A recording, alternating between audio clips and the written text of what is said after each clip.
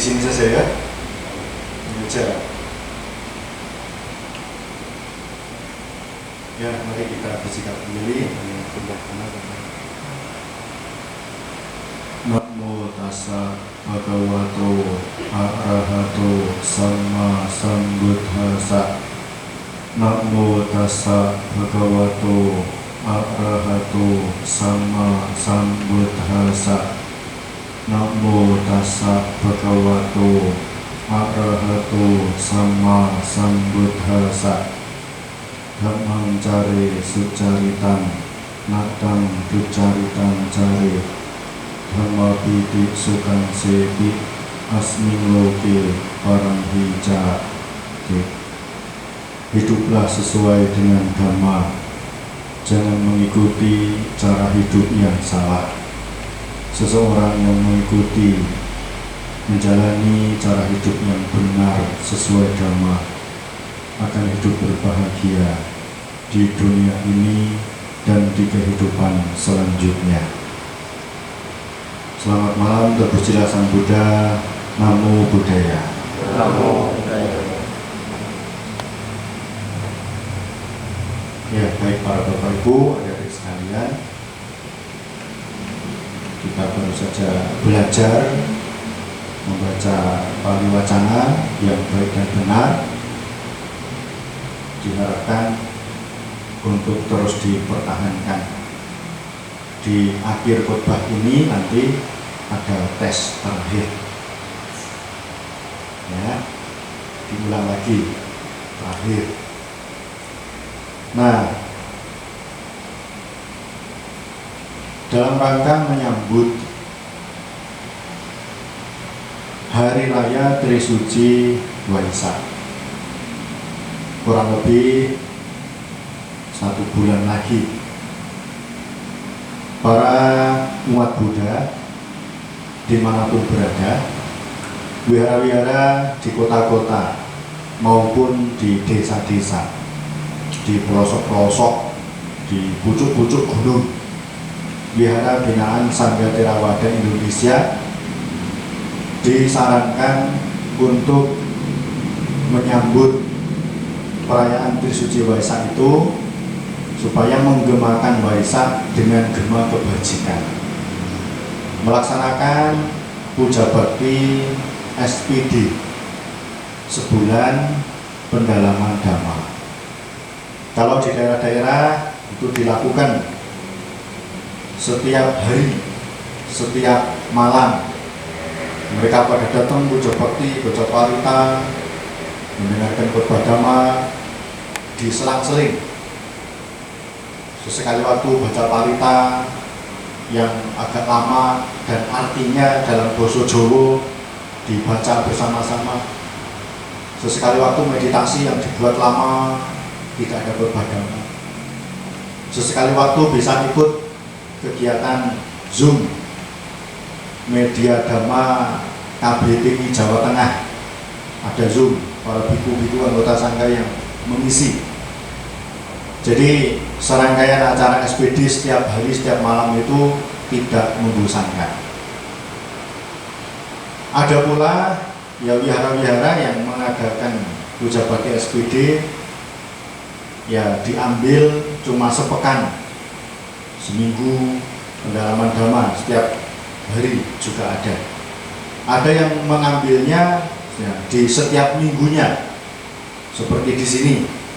Jadi setiap hari Senin, ya memang puja bakti setiap hari Senin, ini SPD. Senin minggu depan SPD lagi, Senin minggu depan SPD lagi. Nah, dengan demikian,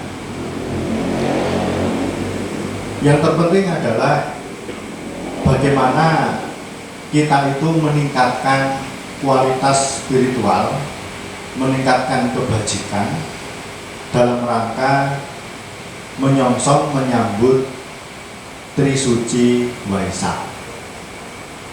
Karena sebagaimana makna dari Trisuci Waisak, ini ya, memaknai Trisuci Waisak itu kepiye to Bandi sing apik niku.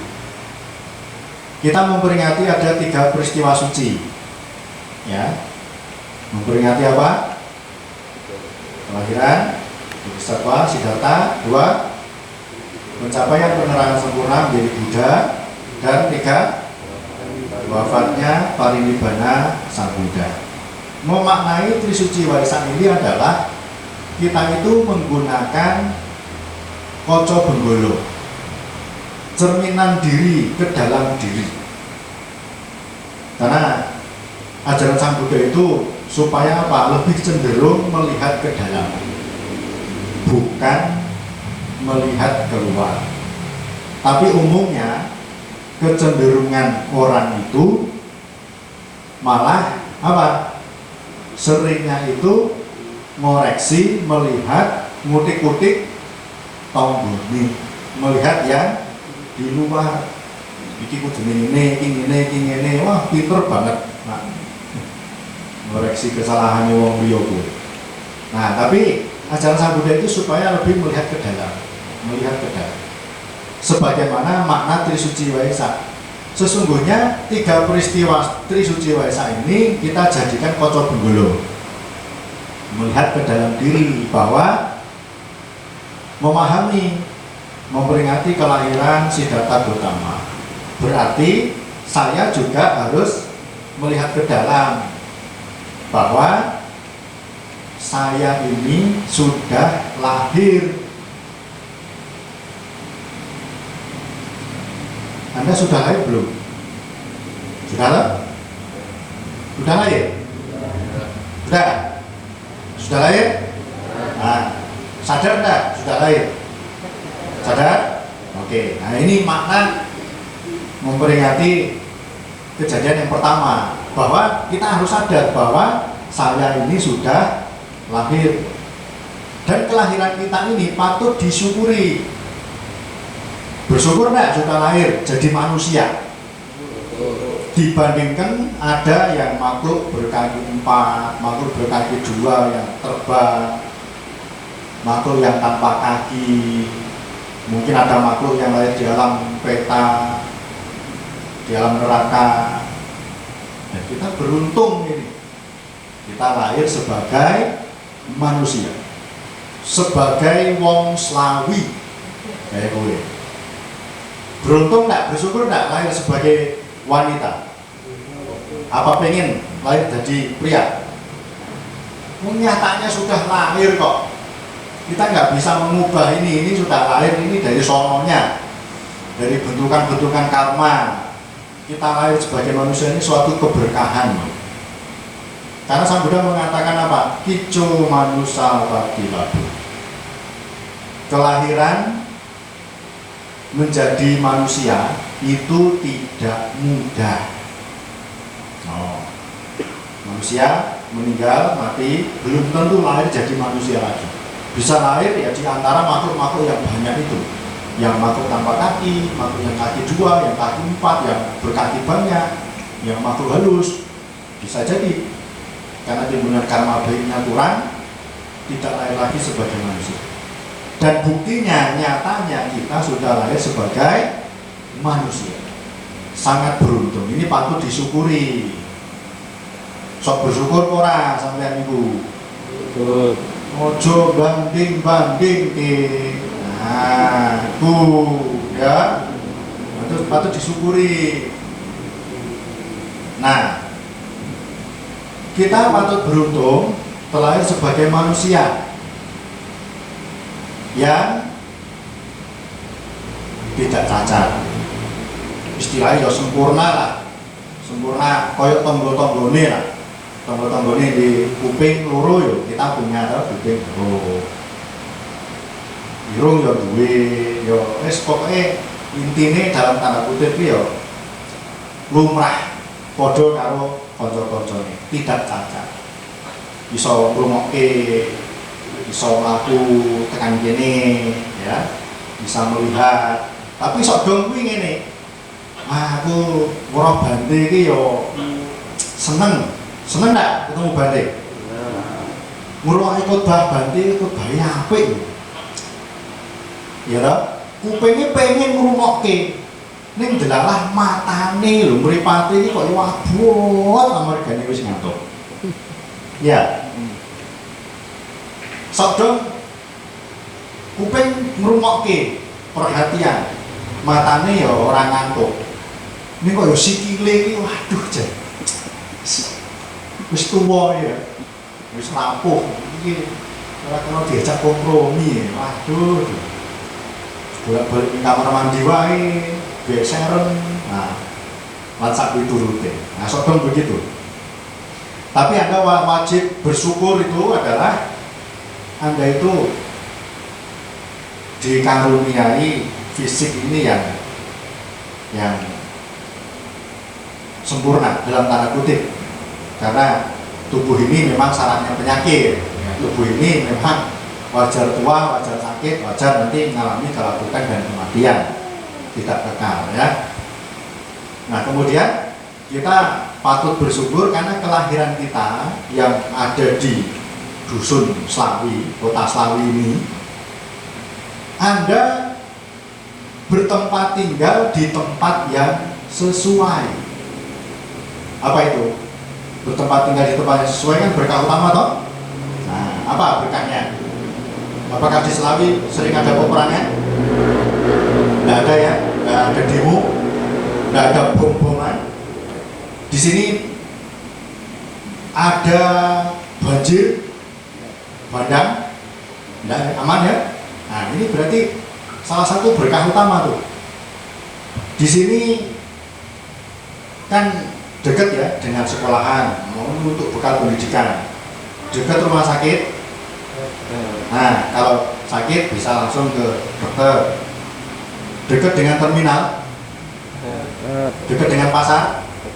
Mau cari apa saja tinggal ke pasar, mau pergi kemana ada terminal dekat, nanti ke bandara langsung terbang. Itu berkah utama bertempat tinggal di tempat yang sesuai.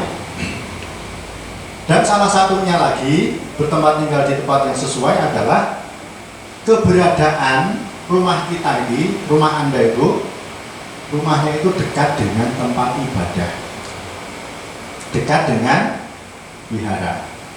Berkah utama enggak tuh? Tapi kok jarang-jarang ke wihara. Ini loh anehnya itu, ya tak? Iya. Sesungguhnya bagi orang yang penuh keyakinan, orang yang punya semangat untuk melakukan kebajikan, meskipun jarak ke wihara itu jauh, tetap terasa dekat. Datang ke wihara berbuat kebajikan, melakukan puja bakti, baca parita, meditasi, bersih-bersih apa bisa dikerjakan. Tapi bagi orang yang males, nggak ada semangat, nggak ada keyakinan, apalagi umat Buddha hari raya, jadi datangnya itu cuma pas hari raya tok. Apalagi jadi umat Buddha merpati ya. Merpati itu datang kalau dikasih makan. Jadi datang ke wihara itu kalau pas lagi ada masak-masak, ada makan-makan, ada pesta-pesta itu baru datang. Nah, jadi meskipun jaraknya dekat, rumahnya dekat dengan wihara, tapi karena nggak punya keyakinan, nggak semangat berbuat baik, jarak yang dekat itu rasanya jauh. Tapi bagi orang yang penuh keyakinan, mantap dalam melakukan kebajikan, meskipun jaraknya jauh itu, jauh dekatnya tempat itu tidak akan menjadi alasan. Ini berkah lahir sebagai manusia, memaknai kelahiran Bodhisattva Siddhartha Gautama. Ini jadi ke dalam, oh iya, aku ki wis lahir lho. Sok dong ora sadar nek awake dhewe wis lahir, malah wah diloneh ngenteni mati. Lho iya. Enggak ada rasa syukurnya. Sadari. Tadi bisa enggak ngamati napas? Bisa? Bisa. Anda masih bernapas enggak? Napas. Sadar itu enggak napas itu. Sadari, napas itu ya meditasi itu. Nih ada napas masuk apa. Ben pikiran itu orang belayang-belayang orang ini. Anteng meneng nyawiji secara batin dan jasmani ning kene ya ben ning kene jasmani ning kene ning batine ning ndi ora karo-karuan. Iku orang meditasi. Nah, anteng meneng ada sati, perhatian, ada daya upaya benar, ada konsentrasi benar, ya. Diawasi gerak-gerik pikiran ini. Go tujuannya apa? ngresiki batin, ngilangi pemotor-pemotor batin. Nah, terus kita memaknai apa? Yang kedua, memperingati. Yang kedua apa? Ini doa kasila ya. Pantesan lapar, pantesan nggak semangat nih. Capaian penerangan sempurna dengan usahanya sendiri. Nah, kan ada loh orang yang anak kembar 2 orang di ramal. Ini yang satu, wah ini hidupmu nanti hidupmu bakal sukses, bakal berhasil. Hidupmu nanti kaya raya. Sedangkan kembaran yang satunya di ramal, waduh, nah ini kok menurut terawangan ini, wah hidupmu bakal susah, hidupmu nanti melarat, nanti kamu mau minta-minta sama saudaramu. Nah, karena diramal demikian, yang diramal baik nanti berhasil, sukses, sugih, dia nggak pernah mau kerja keras, mau rebahan, baik, jadi mager, apa itu? Malas gerak, bas, melakukan apa aja, happy aja, kan saya diramal bakal kaya. Jadi ya stamina-awan, ora tau kerja keras, ora tau mengupayakan apa sing perlu diupayakan ben berkembang usahanya apa ya. Nah, yang sudah diramal jadi berhasil, jadi sukses, jadi sugih kuwi lho ternyata malah balik 180 derajat. Dia itu malah jadi miskin. Nah, saudaranya yang diramal nanti hidupmu susah, hidupmu melarat, aduh kamu ini payah ini nanti. Nah, karena diramal demikian, makanya dia mikir, wah, ya saya kok diramal hidupnya susah, wah, makanya dia kerja keras, apapun dilakukan, dia kerjakan, dia kumpulkan, dia nabung, dia, wah, akhirnya apa? Dia buka usaha sendiri, dia ini, waduh, lama tidak ketemu saudaranya, loh. Nah, tiba-tiba ono wong pengemis datang ke rumah minta-minta, loh, lah kok dulurku, loh kok ngemis? Iya kan ini dino kemis. Nah, dino kemis sih ngemis. Iya, aduh. Padahal dulu saya diramal sugih, tapi kok kenapa saya malah miskin ya? Loh, kamu kok bisa berhasil begini ya? Nah, semua itu karena perjuangannya. Ya, jadi kita pantas meniru Sang Buddha dalam upaya Sang Buddha mencapai penerangan sempurna. Ya, kita memperingati pencapaian penerangan sempurna Sang Buddha ini dengan usahanya sendiri. Maka kita bersyukur sampai saat ini saya masih punya harapan, masih punya angan-angan, masih punya cita-cita. Terlebih lagi Anda masih sehat, masih muda, masih semangat. Tiru Sang Buddha, perjuangannya beliau, tekadnya, semangatnya, kesabarannya, keuletannya. Nah, itu patut ditiru. Sidik-sidik terus ngeluh, sidik-sidik terus loyo. Nah, merasido mencapai. Itu semua harus diupayakan. Terus kita memperingati yang ketiga apa? Wafatnya Sang Buddha. Nah, di sini pun kita perlu mengocok ke dalam diri, ya, bahwa Sang Buddha sebagai yang maha suci yang mencapai pencerahan sempurna saja, ya beliau mangkat, beliau wafat karena tidak bisa melawan hukum anicca. Setiap makhluk yang lahir pasti mengalami kematian. Nah, demikian pula, nah, sesungguhnya diri ini, ya, saya ini pasti mengalami kematian juga. Makanya apa? Kalau kita memaknai Trisuci Waisak, nah, memaknai Sang Buddha wafat ini, kita pun menyadari bahwa ya, kehidupan sebagai manusia ini tidak selawase, tidak selamanya akan berakhir pada kematian.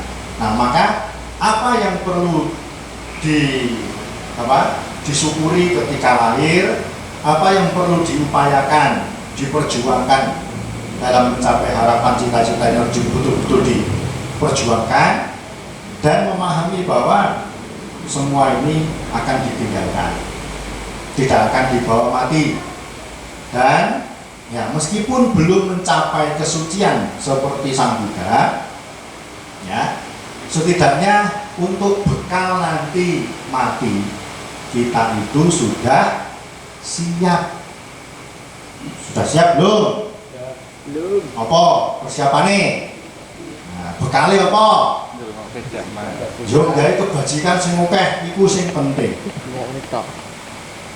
Apalagi yang sudah tua. Oke. Yang tua itu pasti sudah mengalami muda. Betul begitu?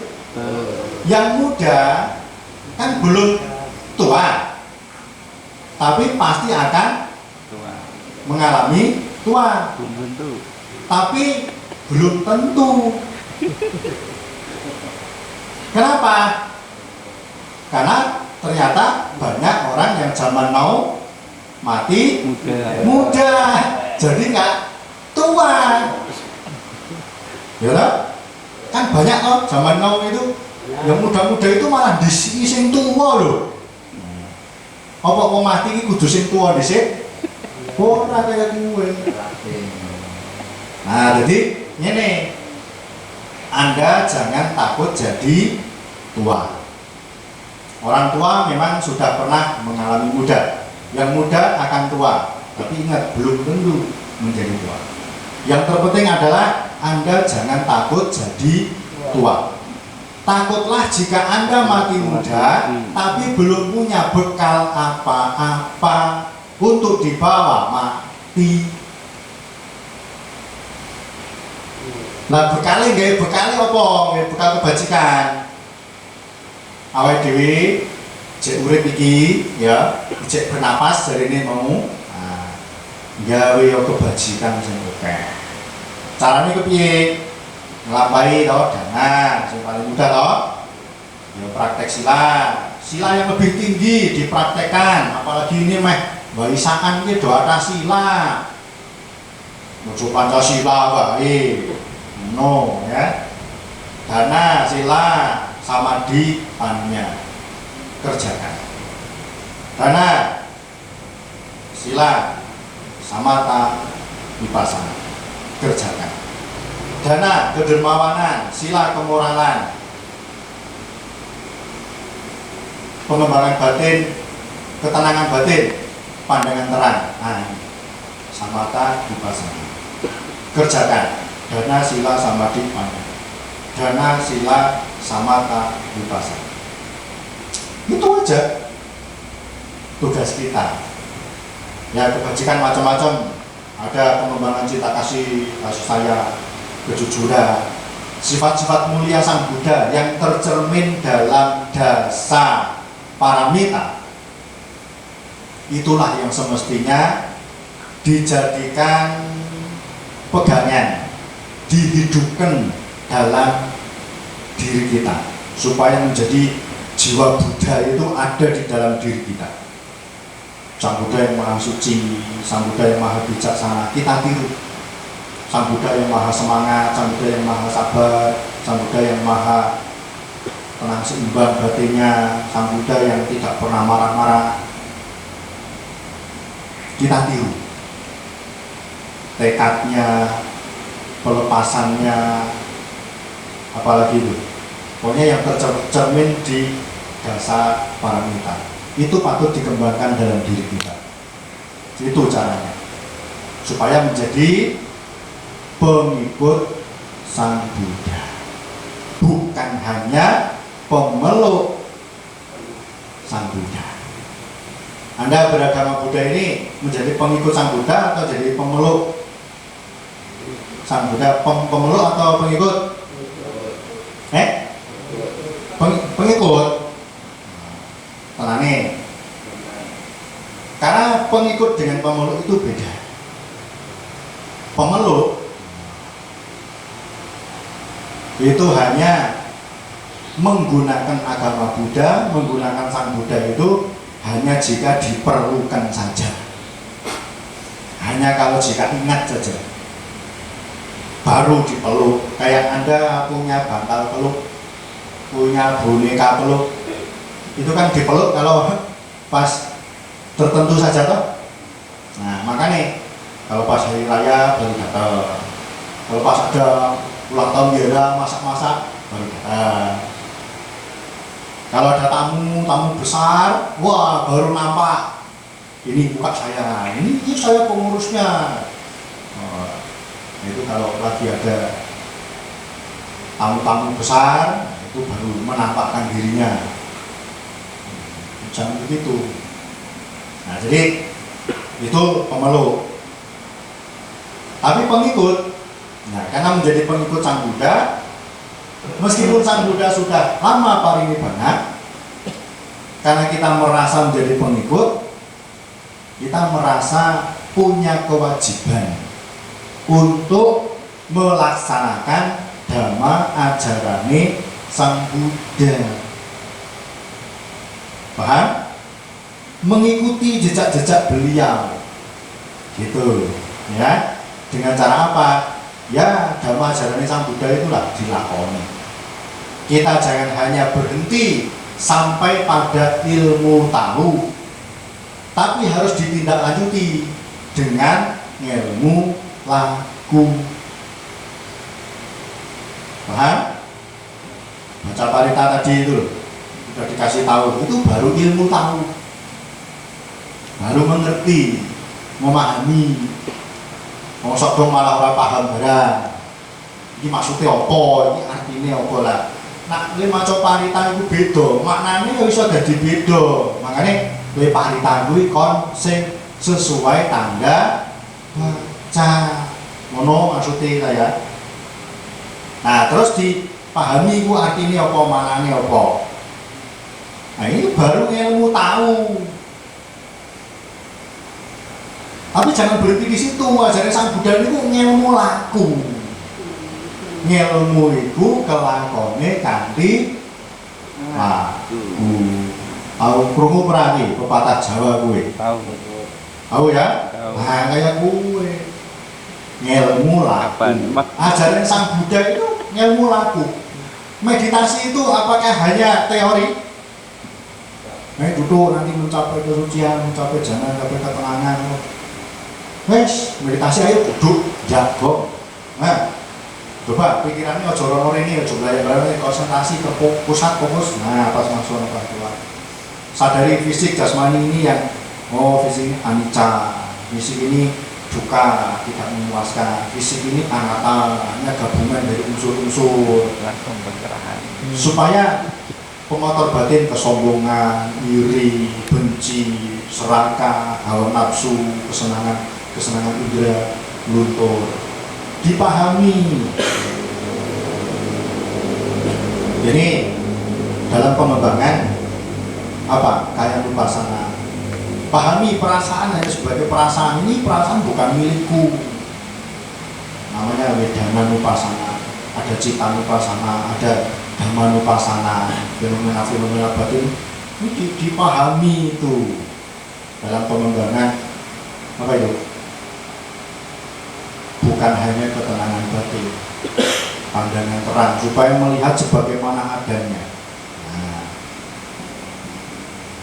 Nah terus apa lagi? Nah wis ngelmu tahu, ngelmu laku, engko mesti jadi ngelmu rasa, iso ngrasake. Nah sampean wis ngrasake kok urung? Jadi ini dhamma indah pada awalnya, indah pada apa?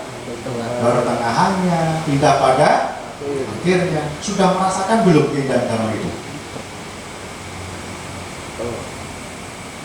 Anda itu sudah lama tuh jadi umat Buddha? Sudah merasakan belum keindahan damai itu? Kaya apa? Tak takok dulu, tak ngerti gitu loh. Sing tua-tua gitu. Keindahan damainya di mana? Wah, aku malah sak ini jadi wong butuh nesu-nesu ra wis-wis nanti. Apa begitu? Enggak. Semakin berkurang apa semakin bertambah kemarahannya? Harusnya semakin berkurang. Kalau semakin berkurang kemarahannya, cinta kasih semakin berkembang, pelitnya semakin bertambah atau berkurang? Kedermawanan harus sering berkurang. Ilmu pengetahuan, kebijaksanaan juga harus sering jadi berkembang. Nah, kalau kebajikan-kebajikan itu yang terus berkembang, apa yang dirasakan? Tenang, tentrem, damai, uripe ya. Tidak ada penyesalan dalam hidup. Ada penyesalan enggak kalau orang itu tidak berbuat buruk, mengembangkan kebajikan? Enggak ada penyesalan. Itu namanya keindahan dhamma di dunia ini yang bisa dirasakan saat ini juga. Setelah praktik dhamma, melihat orang berbuat baik aja ikut bersuka cita. Apalagi kalau diri sendiri sampai melakukannya dengan tangan sendiri, wah penuh sukacita, bahagia.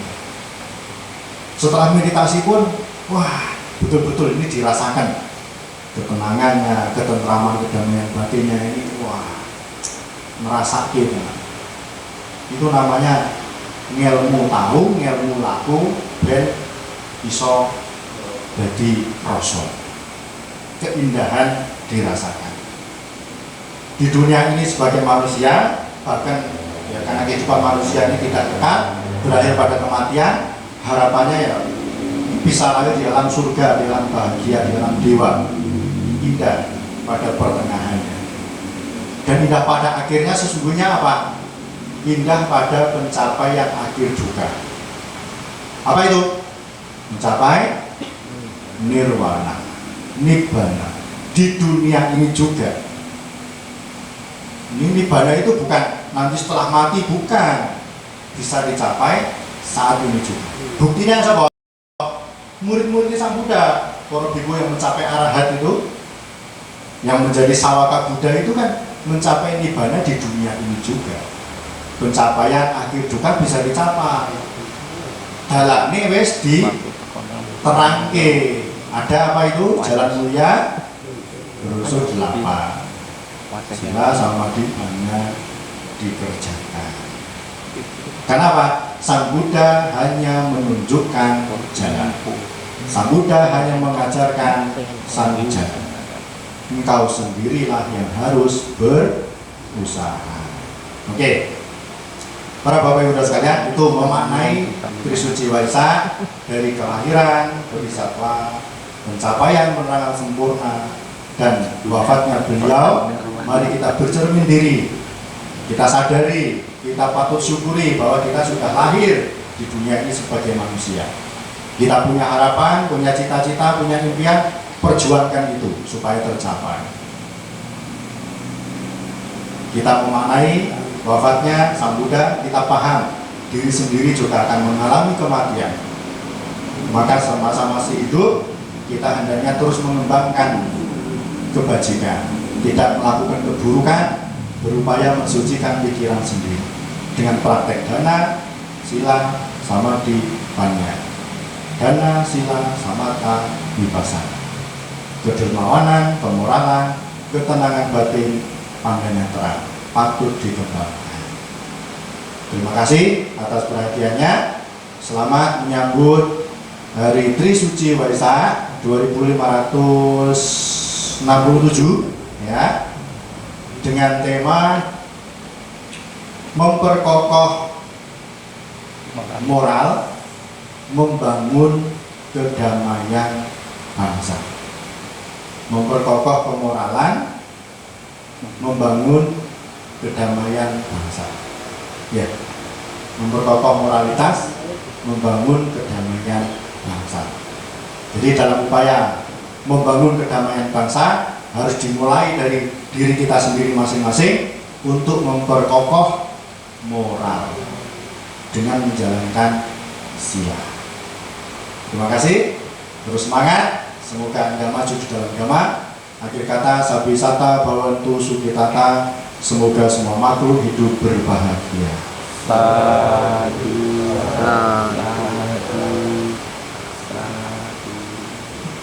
Ya, silakan, masih ada 5 menit loh. Kalau ada mau tanya jawab, kalau ada yang mau bertanya sehubungan dengan apa saja, Kemah Waisak atau yang baru saja saya sampaikan, 1 atau 2 pertanyaan boleh. Atau besok saya masih di sini sampai siang, pindah lagi ke Losari, pindah lagi ke Pekalongan, pindah lagi ke Solo, pindah lagi ke Wonogiri, pindah lagi ke Kebumen, pindah lagi ke Banyumas, pindah lagi ke... Nah itulah. Makanya saya itu nggak setuju ada SPD. Tidak setuju. Kalau SPD-nya cuma sebulan pendalaman agama, harusnya tuh setahun pendalaman agama. Jadi tahun ini mulai Waisak sampai tahun Waisak, terus mulai lagi setahun pendalaman agama lagi, gitu. Artinya apa? Selamanya praktik dhamma. Karena setelah SPD, setelah sebulan pendalaman agama, setelah Waisak selesai, nanti umat-umat itu pada kumat maning, kumat lagi, nanti loyo lagi, nggak kewihara lagi, gitu di desa-desa itu mah. Makanya saya tuh nggak setuju loh SPD sebulan pendalaman agama. Harusnya selamanya, selawase ya, praktek dhamma. Jadi itu, ayo silakan. Bagaimana kalau kita hanya melakukan dhamma, sila, dan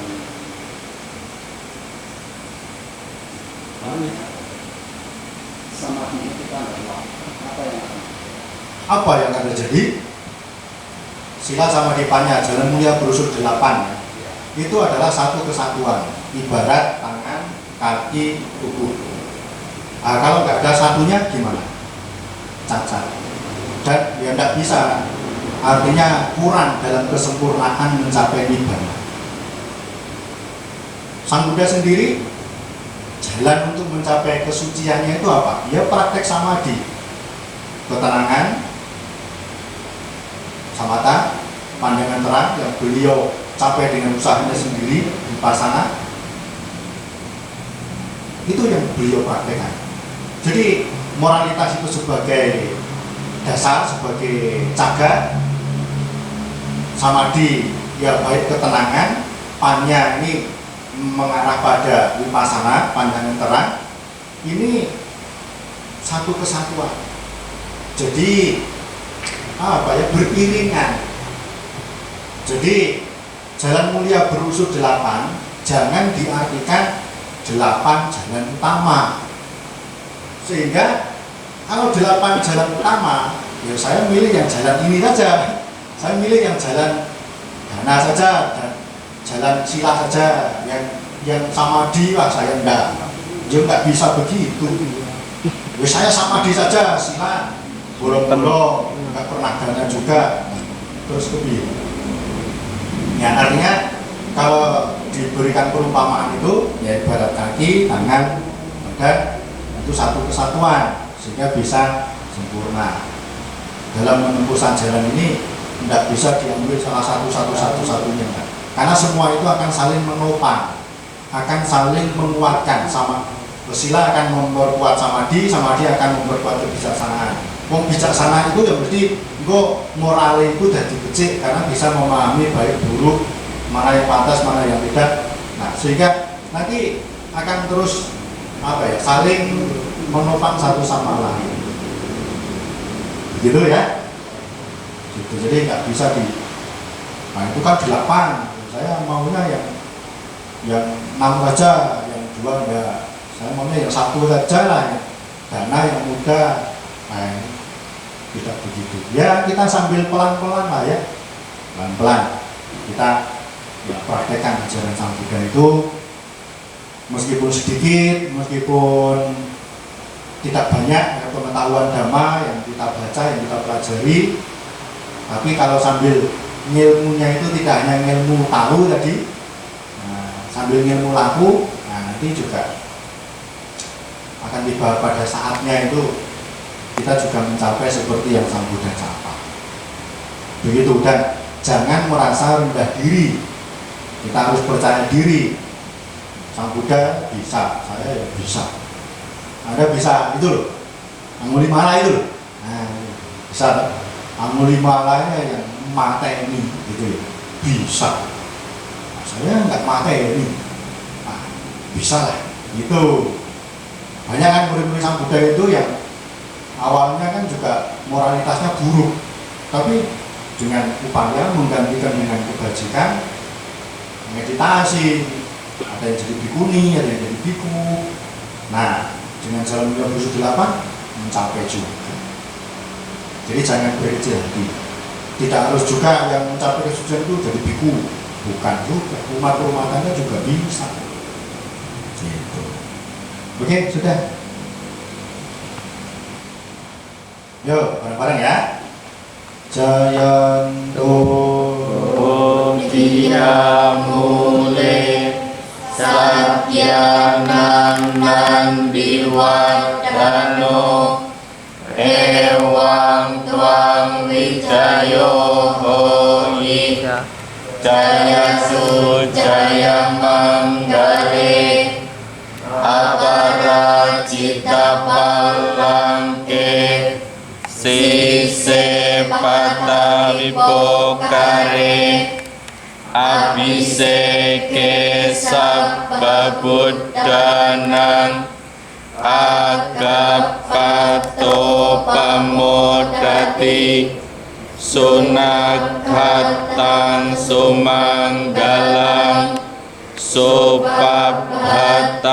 Suhutitang Sukano Sumuhutto Ca Suyitang Brahmacarisu Padakinang Kaya Kamang Wajakamang Padakinang Padakinang Manokamang Panidite Padakinang Padakina nikatwana Labbantate padakine Bhavantu sabba manggalam Ragantu sabba dewata Sabba buddhanubhavena Sada soti bhavantu te Bhavantu sabba manggalam Rakantu sabba dewata Sabba dhammanubhavena Sada soti bhavantu te Bhavantu sabba manggalam Rakantu sabba dewata Sabba sanghanubhavena Sada soti bhavantu te